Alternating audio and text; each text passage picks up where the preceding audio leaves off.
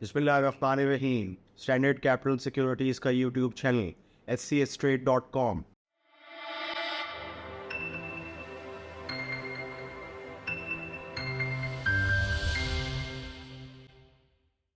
Budget का मेला ख़त्म हो गया है और बजट में जैसे पहले कहा जा रहा था कि हुकूमत के पास ख़ास खेलने को नहीं है, तो वैसी ही सूरत हाल हमने बजट डॉक्यूमेंट या जो बजट तकरीर थी उससे हमें नज़र आई। सबसे अहम चीज़ जो बजट डॉक्यूमेंट में है वो हमेशा होती है पब्लिक सेक्टर डेवलपमेंट प्रोग्राम। तो उस हवाले से दोनों मदों में यानी प्रोविंसेस और फेडरल मिला के 1150 बिलियन और फेडरल के हिसाब से 950 बिलियन। लेकिन फिर अगले ही जुमले में उसको थोड़ा सा वो कर दिया गया कि 80% जो है पैसा वो तो खर्च हो जाएगा जारी मंसूबों पे। जो पिछली हुकूमत के दौर में भी जो सीपैक के मंसूबे चल रहे थे उसी पे जो है वो पैसा 80% तकरीबन खर्च हो जाएगा। जिसमें जो बहुत ही अहम मंसूबा है वो सूखी किनारी है, जो पिछली दौर हुकूमत में भी चल रहा था। इसी तरीके से मोमेंट और दासू हाइड्रो इलेक्ट्रिक, इन सब पे पैसा रखा गया है। फिर दासू के अलावा दयामी भाषा का मंसूबा जो पिछले दौर में शुरू हुआ था, तो उस पे भी जो है वो पैसा रखा गया है। तो ये चीज़ें खुशाइंद होती हैं क्योंकि जहाँ सीमेंट और सरिये की जो खपत हो वो चीज़ पाकिस्तानी कंपनियों के लिए बहुत अच्छी हो जाती है। तो हमने पिछली यानी 1 डेढ़ 2 3 साल पहले जो एनालिस्ट ब्रीफिंग का खुलासा अगर मैं आपको बताऊं जो हमने सीमेंट कंपनियों में देखी या सरिये की जो मुस्तनद कंपनियां हैं उनकी हमने देखी, तो वो हमेशा ये कहते थे कि हम भी अप्रूव सप्लायर में शामिल हैं। जैसे तरबेला की जो एक्सटेंशन थी उसमें हमारी जो लिस्टेड सरिये की कंपनियां हैं वो शामिल थीं। तो इस तरह इनकी खपत जो है वो बढ़ जाएगी। सीमेंट की खपत भी सिर्फ एक डैम से तकरीबन 5 मिलियन टन सालाना जो है वो होती है। तो ये जितने भी बड़े मंसूबे हैं जैसे मैंने कहा जिसमें कि मैंने दासू हाइड्रो इलेक्ट्रिक का जिक्र किया, मोमेंट का जिक्र किया, सूखी किनारी का जिक्र किया, फिर ये कि नीलम झेलम हाइड्रो जो पिछले दौर हुकूमत में कमर्शलाइज हो गया था फिर कुछ अब रुक गया था, तो उस हवाले से भी जो है इसमें पैसे बहुत कम अमाउंट ज़रूर मुख्तस की गई है। तो ये सब चीज़ें आबी मंसूबे जितने भी हैं ये बहुत ज़रूरी हैं मईशत के लिए। लेकिन ये है कि इसमें जो हमें चीज़ देखनी है वो खपत देखनी है सीमेंट सेक्टर की। और आप जानते हैं कि जो सीमेंट डिस्पैचेस होती हैं वो 100% कोरिलेटेड होती हैं आपकी जीडीपी ग्रोथ से। तो जीडीपी का टारगेट भी इन्होंने 3.5% रखा है, जो अभी इस फिस्कल के अंदर 0.3% रिपोर्ट हुआ है, जो पिछले फिस्कल के अंदर 6.1% रिपोर्ट हुआ था। तो ये चीज़ें जो है मुझे थोड़ी सी बस इसमें हाईलाइट इसमें एक लगती है। एक और जो बेहद अहम चीज़ है वो ये है कि डिविडेंड की अमाउंट्स सरकारी जितनी भी कंपनियां हैं जो लिस्टेड भी हैं उनमें शामिल उससे डिविडेंड की अमाउंट ज़रा ज़्यादा रखी गई है 2024 के इस बजट के अंदर। ये मैं समझता हूँ कि अहमियत की हामिल है। ये खुसूसी इसमें ज़िक्र करना चाहिए।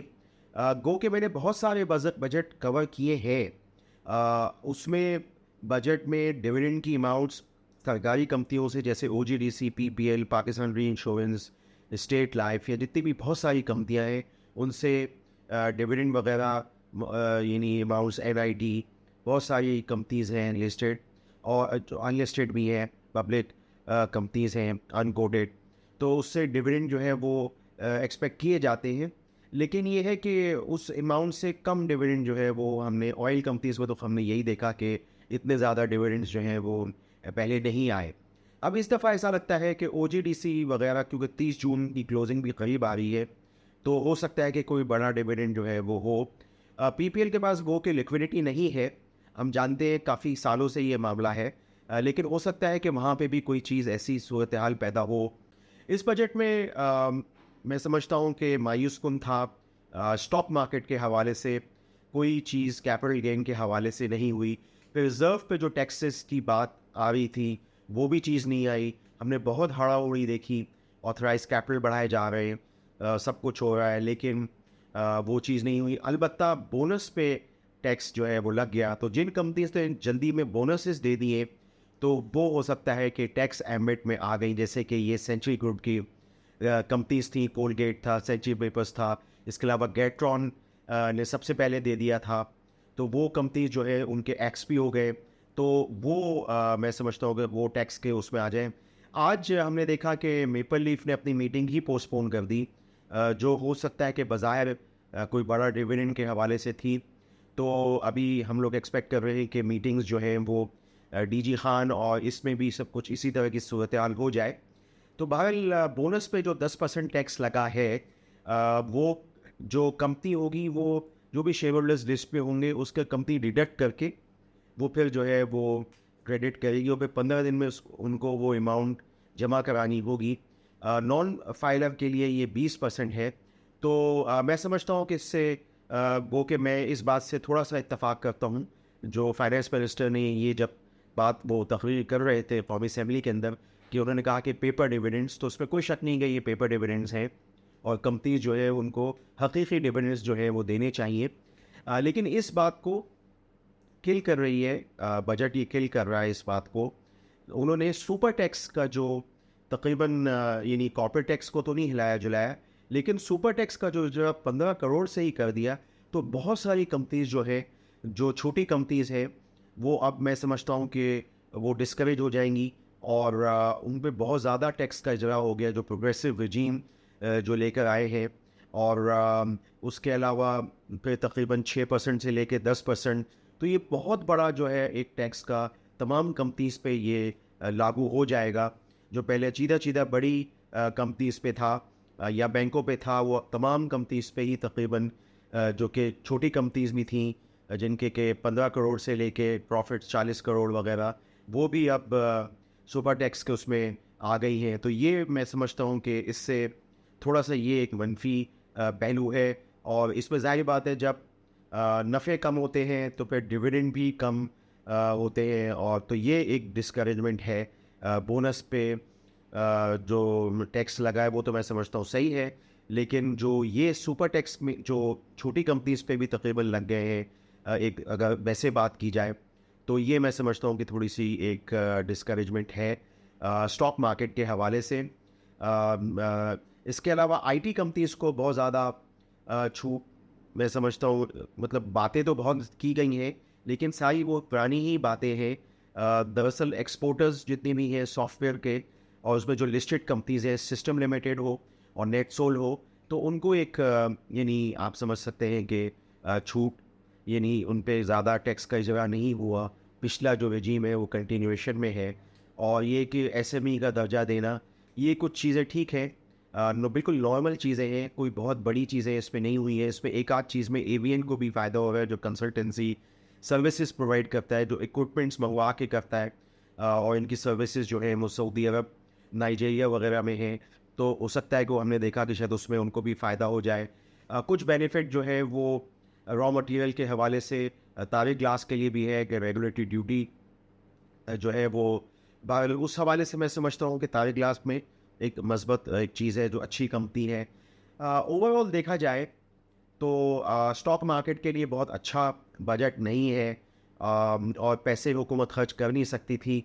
80% जारी मंसूबों में ही चला जाएगा। एक आध K4 के मंसूबे जो कराची में होना है उसमें 17 बिलियन मुख्तस किया गया है। वो पता नहीं हो सकेगा कि नहीं हो सकेगा, क्योंकि ये हुकूमत तो चली जाएगी। और यानी इलेक्शंस भी, उसकी भी डेट की अनाउंसमेंट है 30 जून तक। हमें सारी सूरत हाल जो है वो वाज़ेह हो जाएगी। तो ये बहुत सारे जो इक़दाम उन्होंने अनाउंस किए वो हो भी सकेंगे, ये भी थोड़ा सा भी देखना पड़ेगा। ये बजट अगर किसी चीज़ के लिए अच्छा है तो वो सरकारी मुलाजमीन की तनख्वाहें जो है वो उनको बढ़ा दिया गया है, पेंशन्स वगैरह को, उस हवाले से हम कह सकते हैं कि थोड़ा बहुत कोई चीज़ होगी। वैसे कंपनीज़ के हवाले से इतना ज़बरदस्त वो सब चीज़ें नहीं हैं। इसी वजह से आपने देखा कि रिस्पॉन्स इतना ज़बरदस्त जो है वो हमने नहीं देखा स्टॉक मार्केट में पहले दिन 12 जून को बजट के बाद। तो ये सूरत हाल है। आईटी कंपनीज़ के लिए थोड़ा बेहतर है, सिस्टम लिमिटेड हो, नेटसोल हो, फिर ये कंसल्टेंसी में एवीएन हो। ये आप देख सकते हैं कि इनके लिए थोड़ी सी बेहतर सूरत हाल है। ओवरऑल कंजम्पशन, जो खपत जो सीमेंट की हो सकती है और जो सरिया की हो सकती है, उसके लिए थोड़ी बेहतर सूरत हाल है। वैसे ही है कि टैक्सेस की मद में वो भी हिट हुए हैं। आप स्टैंडर्ड कैपिटल सिक्योरिटीज़ के यूट्यूब चैनल को सब्सक्राइब कीजिए और बजट के हवाले से हमारी रिपोर्ट्स को देखते रहिए। आपका शुक्रिया। For more details, call us today at 111-111-721. Open an account with Standard Capital Securities. Start investing in your financial future. Talk to our experts and get access to exclusive market research and much more.